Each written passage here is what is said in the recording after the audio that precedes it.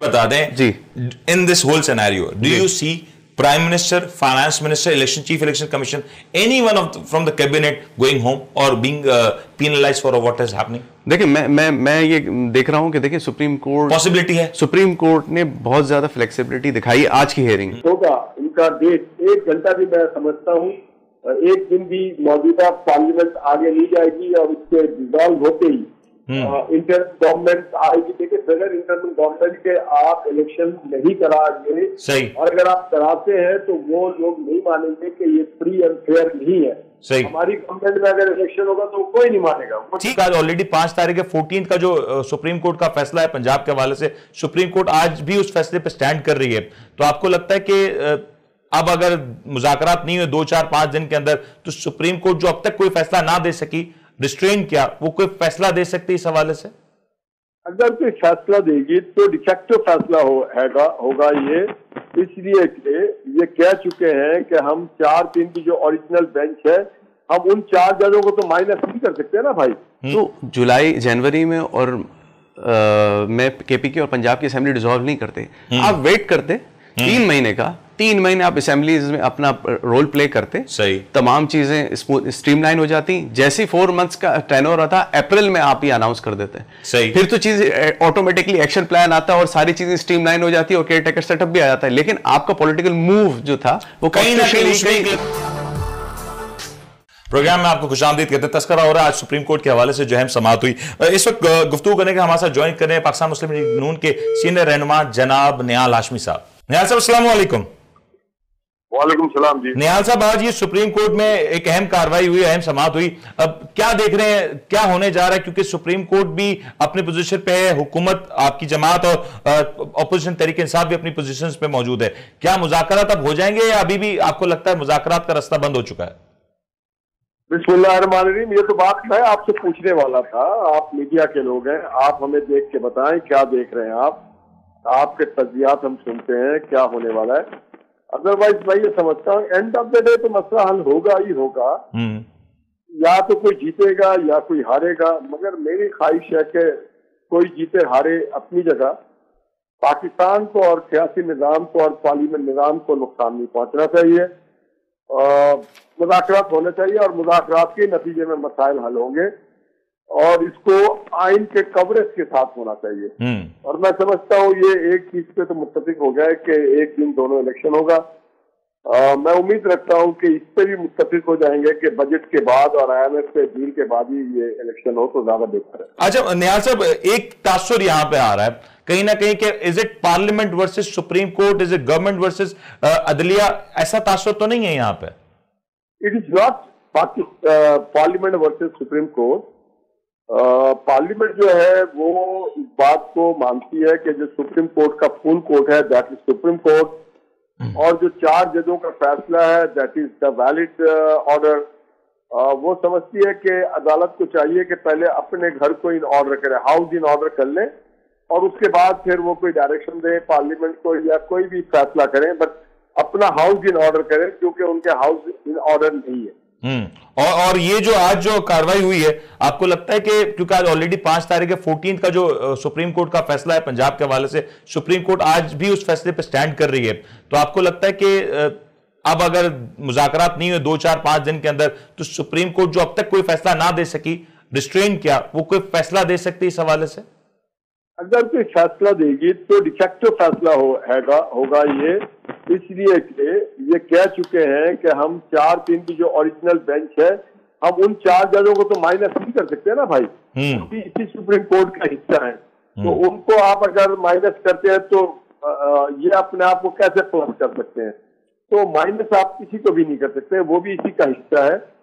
तो पहले अपना हाउस इन ऑर्डर करें, उसके बाद जिस तरह का फैसला करना चाहे कर लें। निहाल साहब, आपका पॉइंट आ गया, मैं एक मिनट आपकी तरफ आता हूं, लेकिन तारिक साहब आपने निहाल साहब की गुफ्तगू सुनी, आपके सीनियर कलीग भी हैं, क्या लगता है कि ये जो 3-2 की बहस है या ये जो जजमेंट की बहस है, इससे हम आगे निकल सकेंगे? Do you think any way out? देखिए, मैं अगर एक इंडिपेंडेंट और न्यूट्रल अप्रोच दूं in the benefit of the nation of Pakistan, तो मैं ये कहूँगा कि तीनों फरीकों को फ्लेक्सिबिलिटी दिखाना चाहिए। रिजिडिटी का वर्ड अपनी डिक्शनरी से निकाल दें, नेशन को सामने रखें, 24 करोड़ आवाम को सामने रखें, पाकिस्तान की प्रोग्रेस, पाकिस्तान के 4 क्लेम तो सारे यही करते हैं ना, everyone wants to, practically they have to show flexibility in the negotiations. अगर ये एक कदम एक आगे आए और एक कदम एक पीछे चले जाए, किसी की हार जीत नहीं है। इलेक्शन, ये आप याद रखें, 12 अगस्त की रात 12 बजे 2023 को ही वैसे ही नेशनल असेंबली और प्रोविंशियल असेंबली सिंध और बलूचिस्तान खत्म हो जाएगी। सही। Realising that fact that Punjab और केपी की असेंबली ऑलरेडी डिसॉल्व हो चुकी है 14 जनवरी और 17 जनवरी को। Let's go forward, let's move forward. ये बड़ा इंपॉर्टेंट पॉइंट निहाल साहब, ये जो है कि 12 अगस्त को असेंबली डिसॉल्व हो जाती हैं। अच्छा, तहरीक इंसाफ ने ये भी बता दिया कि उनकी क्या अप्रोच है, वो क्या चाहते हैं। पीडीएम इस हवाले से अभी तक ये क्लैरिटी नहीं है कि पीडीएम ने जो लचक दिखाई वो क्या लचक है। क्या पीडीएम 1-2 महीने इलेक्शंस अर्ली कराने के हक में है या ऐसा कुछ पॉसिबल है? जी निहाल साहब।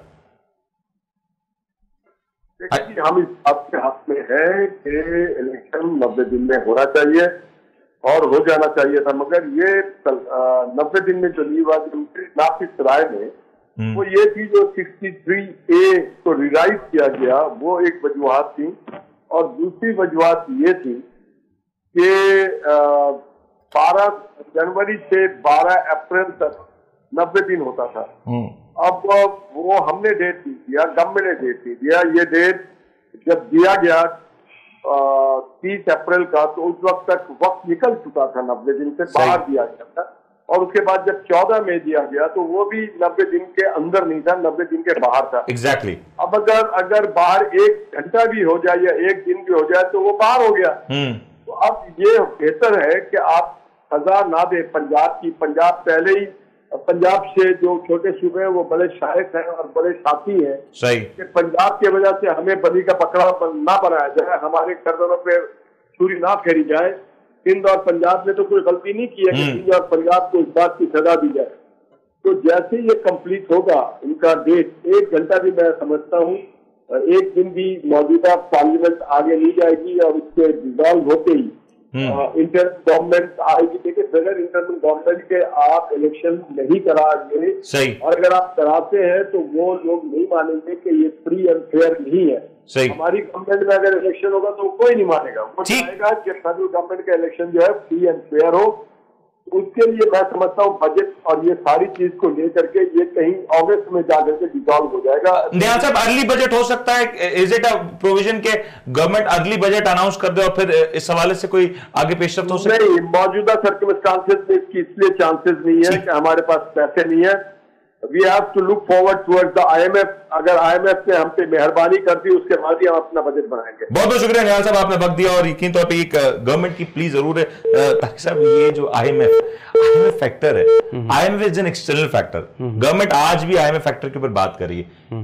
It's uncontrollable. अगर IMF अगले 4 महीने मजीद हमें पेमेंट्स नहीं देता या कोई कमिटमेंट नहीं करता, फिर वो भी एक प्रोसीजर है कि IMF की कमिटमेंट आती है, उसके बाद जो पेमेंट्स का जो आना है, it also takes a little time. Sir, ये तो फिर एक अनएंडिंग स्टोरी नजर आ रही है। ये तो एक ऐसी लव स्टोरी, इसका कोई नतीजा नहीं। देखिए, what the IMF is seeing, IMF क्या चाह रहा है? IMF पॉलिटिकल स्टेबिलिटी चाह रहा है। IMF आपकी implementation of policies in letter and spirit चाह रहा है और उसकी श्योरिटी चाह रहा है। वो कैसे होगी? एक ऐसी गवर्नमेंट जिसका टेन्योर मुकम्मल होने लगा हो, एक ऐसी गवर्नमेंट जो ऑलरेडी घर जाने वाली है, या उसके बारे में ये कंफर्म नहीं कि वो इलेक्शन के बाद री इलेक्ट होगी। और ये मैं कहूं एक मफरूजे के तौर पे कि 12 जमातों का इत्तेहाद फिर 5 साल के इलेक्ट होकर 12 जमातें मिलकर हुकूमत बना लें, तो आपको भी लगता नहीं है कि पॉसिबिलिटी होगी? नहीं, देखें, ये जो फैक्टर है, ये देखें, ये जैसी असेंबली 12 अगस्त को अगर टेन्योर पूरा होता है सिंध और पंजाब को नेशनल असेंबली का, और केपी के पंजाब को हो चुका है, तो आप क्या समझते हैं कि इलेक्शन नहीं होंगे? इलेक्शन होंगे। देखिए, transition, smooth transition of power जो है पाकिस्तान की स्टेबिलिटी के लिए जरूरी है। PTI को भी अपनी रिजिडिटी छोड़नी होगी। Is it rigidity of PTI or is it what Constitution says? देखिए, ये क्लियर होना जरूरी ना कि 90 डेज कॉन्स्टिट्यूशन कहता है, PTI नहीं कहता। और ये उस वक्त भी कहा जा रहा था जब असेंबलीज तहलील करने की बात की जाए, राणा सनाउल्लाह साहब के और से स्टेटमेंट्स हैं कि आप असेंबलीज तहलील करें, हम इलेक्शंस करवाएंगे। उस वक्त तो ये बात नहीं की गई कि हमारे मुल्क के माशी हालात नहीं है, हमारे पास इलेक्शन कमीशन का एक्शन प्लान नहीं, उस वक्त सारे मामला नहीं उठाए। देखिए, मैं उसकी मिसाल ऐसे दूंगा कि PTI ने नैब ऑर्डिनेंस के खिलाफ जो है सुप्रीम कोर्ट के अंदर केस फाइल किया और कहा कि नैब की जो तरमीम है वो जो गैर आईनी है और उसके अंदर जो है वो रिलीफ दिया गया। मेरा सवाल ये है कि क्या ये बात आप असेंबली के सेशन पे रिजाइन दिए बगैर नहीं कर सकते थे? क्या आपकी पॉलिटिकल मूव ना? नहीं, मैं अगर असेंबली तोड़ने के हवाले से, वो भी उस वक्त ये सवाल उठाया गया ना सुप्रीम कोर्ट में कि क्या कोई हुकूमत या कोई पार्टी का सदर इस बात का इख्तियार रखता है कि वो अपने सूबे में जो उसकी हुकूमत है उसको असेंबली डिसॉल्व कर दे? एंड ये तो वंस फॉर ऑल एग्जाम्पल को सेट होना पड़ेगा। आज अगर री इलेक्शन हो जाते हैं और कोई ऐसी पार्टी एक सूबे में गवर्नमेंट फॉर्म करती है और उसके बाद इलेक्शंस का मुतालबा करती है, री इलेक्शंस की बात करती है और असेंबली डिसॉल्व कर देती है, तो व्हाट्स द वे फॉरवर्ड?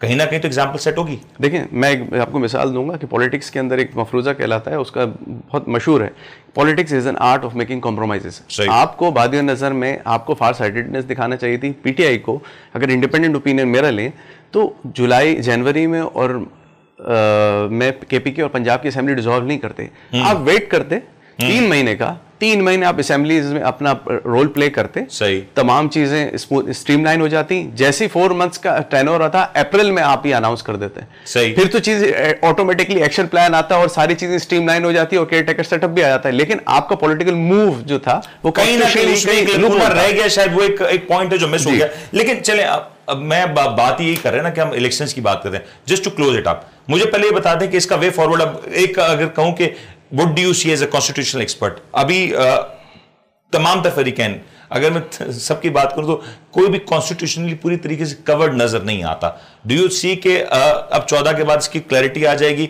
या 14 के बाद भी क्लैरिटी आना मुश्किल है?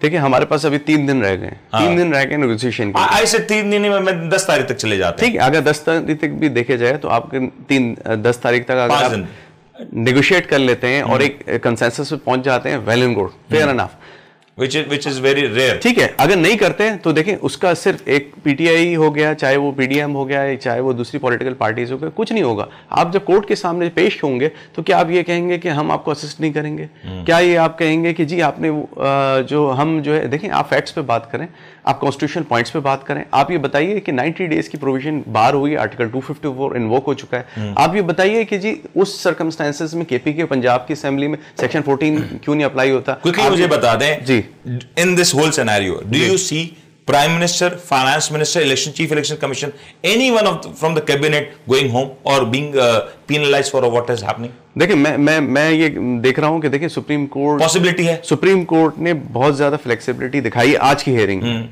और हमें भी जो पॉलिटिकल पार्टीज को भी नेशनल इंटरेस्ट के लिए they have to come forward। still सवाल वही है जी। आपको लग रहा है कि कहीं ना कहीं एक, क्योंकि तहरीक इंसाफ का ये तासुर है, वो एक्सपेक्ट कर रहे हैं कि अगर तो 14 की जो डेट है वो ब्रीच हो जाती है जी, तो क्योंकि इस सारे मैटर के ऊपर एक जो रुकावट बनी वो प्राइम मिनिस्टर का ऑर्डर बना, वो प्राइम मिनिस्टर इस फैसले की जद में आ सकते हैं या नहीं? Just to clarify this. देखिए, मैं उस पर ये कहूंगा कि आप इंपॉर्टेंट स्टेक होल्डर्स को यहाँ फिर नेग्लेक्ट कर रहे हैं। इलेक्शन कमीशन दी आवाम, ठीक है, पाकिस्तान के 24 करोड़ आवाम कहां खड़े हुए हैं? यहाँ मसला ये है कि देखिए, कराची, पाकिस्तान के 24 करोड़ आवाम है, इसको स्टार्व कर रहे हैं आटा, चावल, चीनी पे, पेट्रोल के प्राइसेस पे। अगर मई के अंदर आपके पास पेट्रोल इंटरनेशनल मार्केट से कम पे आ जाता है, आपके प्रोग्रेस स्टार्ट हो जाती है, forget about all these things. Public sentiments को भी देखना चाहिए, हमें नेशनल इंटरेस्ट भी देखना चाहिए, और उसी तरह हमें पॉलिटिकल पार्टीज को आगे बढ़ना चाहिए।